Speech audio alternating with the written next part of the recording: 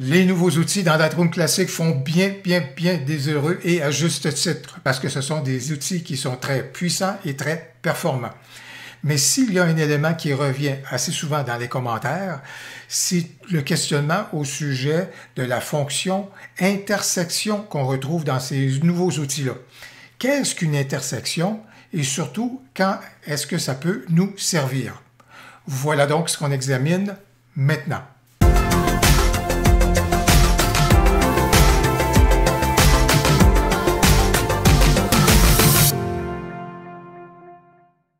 Je suis donc présentement dans Lightroom Classic et juste pour vous montrer toute la puissance des outils de masque, dans ce cas-ci, j'ai demandé déjà à Lightroom d'identifier donc le ciel et de créer un masque en fonction du ciel.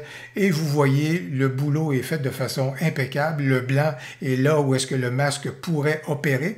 Donc, et présentement, vous pouvez voir que je n'ai apporté aucune retouche donc encore à mon masque et à mon ciel.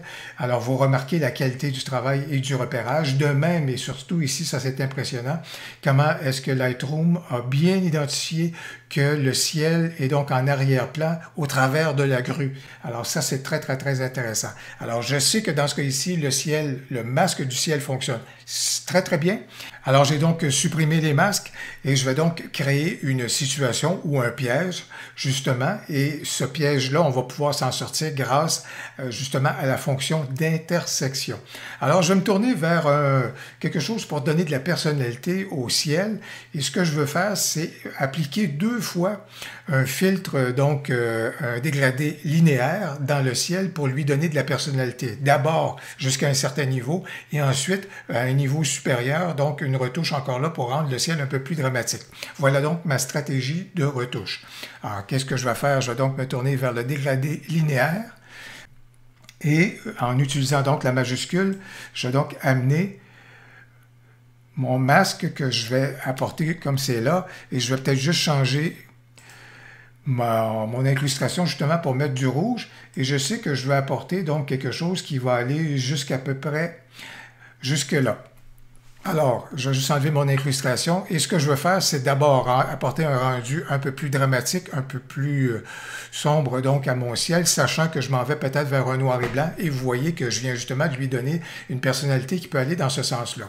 Oui, j'aurais pu me tourner vers le masque de ciel et faire la même opération, mais je veux après ça apporter une deuxième retouche dans mon ciel et apporter encore plus donc d'éléments dramatiques.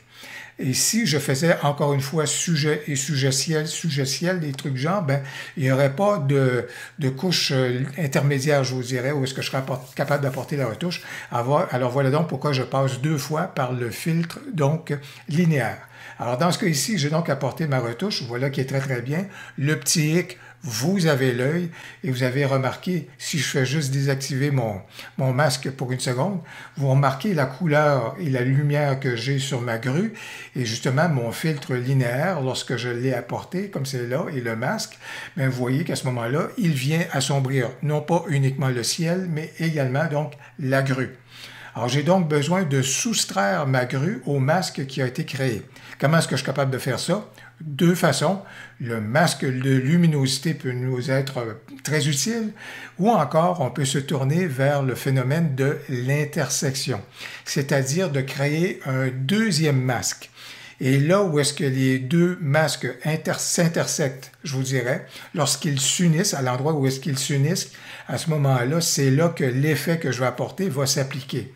Quel est le masque le plus avec lequel je pourrais jumeler donc mon filtre donc linéaire? Vous l'avez deviné, mon masque de ciel. Alors dans ce cas ici, je vais donc demander juste ici dans les trois petits points. Donc à ce moment-là, de créer une intersection du masque avec quoi? Ben, je vais lui demander de sélectionner le ciel. Et regardez bien particulièrement au niveau donc de la grue, le temps que le masque soit en train de se créer au niveau donc du ciel. Et donc, à ce moment-là, vous allez voir que la grue va donc être soustraite donc, au masque justement qui avait été créé. Vous voyez qu'elle vient de retrouver sa lumière. Et encore là, ici, si je fais juste afficher l'incrustation, et si j'y vais en noir et blanc, bien, vous remarquez dans ce cas-ci que l'effet s'applique là où c'est blanc et que la grue, effectivement, elle a été soustraite. Pourquoi? parce que j'avais initialement mon masque linéaire et ensuite j'ai eu mon masque de ciel. Là où les deux se complètent, s'unissent, l'effet va donc s'appliquer uniquement à cet endroit-là. Alors voilà pourquoi à ce moment-là, ma grue a donc retrouvé la belle lumière qu'elle avait. Juste pour continuer d'illustrer le phénomène de l'intersection, regardez, si je clique encore sur mon dégradé radial, puis que je reste dans cette vue-ci, dans cet affichage-ci, regardez si je descends mon filtre radial. Regardez, je vais aller jusque dans le bas de ma photo.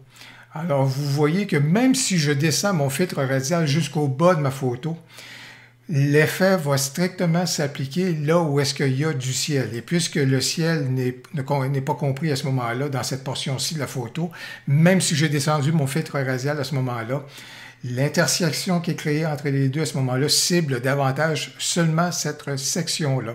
Alors voilà donc la puissance de l'intersection à ce moment-là qui permet donc vraiment de cerner le masque en question. Bien entendu, ce qui est sympathique, c'est qu'on est capable d'aller et de rajouter même une autre intersection à notre première qu'on a créée. Dans ce cas-ci, si rien ne nous empêcherait ici de dire je veux créer une intersection avec un autre masque et ainsi encore même cerner davantage, si on veut, le masque. Mais je m'empêche, je me retiens de le faire parce qu'il faut se souvenir que tout ce qu'on est en train de faire, c'est de jouer sur la superficie. Et au niveau des retouches, à ce moment-là, ce qu'on va apporter va donc venir affecter les trois masques et l'intersection qui est créée donc par les trois masques. Ce que je veux faire dans mon cas, c'est de rajouter encore là un peu plus de noirceur dans le haut. Alors dans ce cas-ci, je vais donc me créer un nouveau masque, encore mon dégradé linéaire, qui va être beaucoup plus haut juste ici, qui n'ira pas plus loin que cela. Je vais l'amener à peu près jusque là. Dans ce cas ici, encore une fois, je vais juste enlever l'incrustation. Encore ici, je veux diminuer pour rendre encore le haut un petit peu plus, donc un peu plus d'ombre au niveau donc du ciel, un peu plus de côté, un peu plus dramatique. Vous voyez, ma sous-exposition est moins prononcée que la première fois. Encore une fois, ici, ça vient affecter ma grue. Donc, encore une fois, ce que je vais faire, je vais donc dire que je veux intersecter juste ici mon dégradé linéaire. Donc, avec le masque du ciel, et à ce moment-là, ça va couvrir strictement cette portion-là.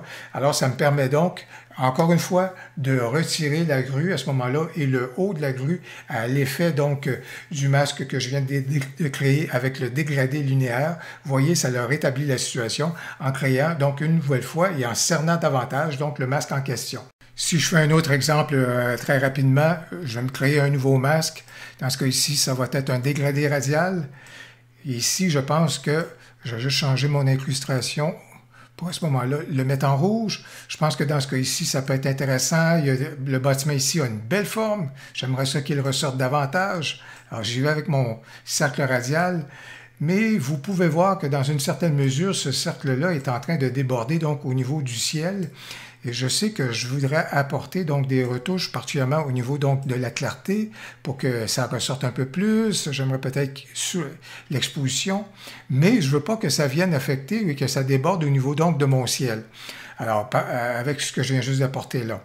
Alors, que faire? Dans ce cas ici, à ce moment-là, je vais lui demander d'intersecter, de créer une intersection, et je sais que si je sélectionne le sujet, Lightroom m'a démontré qu'il fait un très bon boulot pour identifier à ce moment-là les bâtiments.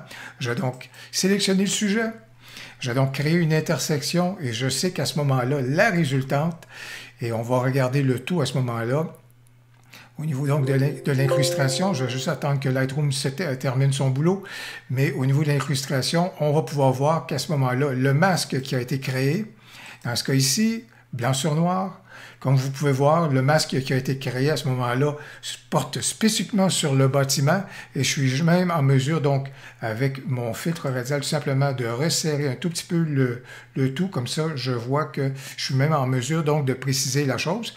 Alors, voilà donc comment, en créant une intersection entre deux masques, on est capable, donc, d'ajuster la superficie de façon beaucoup plus précise avec nos masques. Ben voilà donc pour la fonction intersection qu'on retrouve dans les nouveaux outils de masque de Lightroom Classic, Lightroom et Adobe Camera Raw. J'espère que la vidéo vous a permis de mieux comprendre cette notion et cette fonction d'intersection. Si vous avez aimé la vidéo, n'hésitez donc pas à cliquer sur j'aime et surtout, n'hésitez pas à commenter. J'ai bien hâte de vous lire. Au plaisir, à la prochaine.